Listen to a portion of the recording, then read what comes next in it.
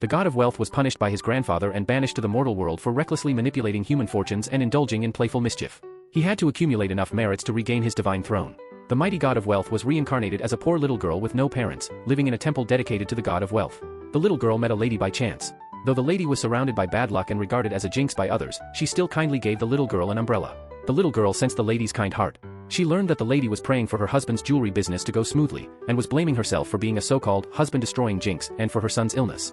The little girl then secretly helped the lady resolve her troubles, making her think it was a miracle performed by the god of wealth. Seeing how cute and pitiful the little girl was, and right after she felt blessed by the god of wealth, the lady believed the little girl was a bringer of good fortune. She decided to adopt the little girl as her daughter. The little girl happily agreed, vowing to use her divine powers to protect her new mother and drive away her bad luck. The lady took the little girl home, planning to introduce her to her husband and son. But she was told that her son had suddenly had a manic episode at his art exhibition and destroyed his paintings. It turned out that the boy had been autistic and manic since childhood, and painting was his only spiritual support. He had a breakdown after finding out that all the guests at the exhibition were paid actors hired by his mother.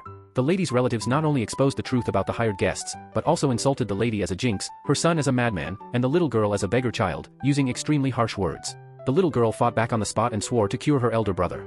The relatives mocked the little girl for pretending to have supernatural powers, claiming that no one would buy the garbage paintings made by a madman. But in the next second, the little girl secretly used her divine powers to attract a large crowd of guests, who scrambled to buy the paintings. Even a world-renowned art master came specially. He recognized the boy's talent at first sight and immediately decided to take him as his last disciple. The guests competed fiercely to buy the paintings at high prices, and even the broken pieces of the paintings on the ground were purchased at a high price. The little girl secretly rejoiced that she had accumulated a lot more merits, getting one step closer to regaining her divine throne.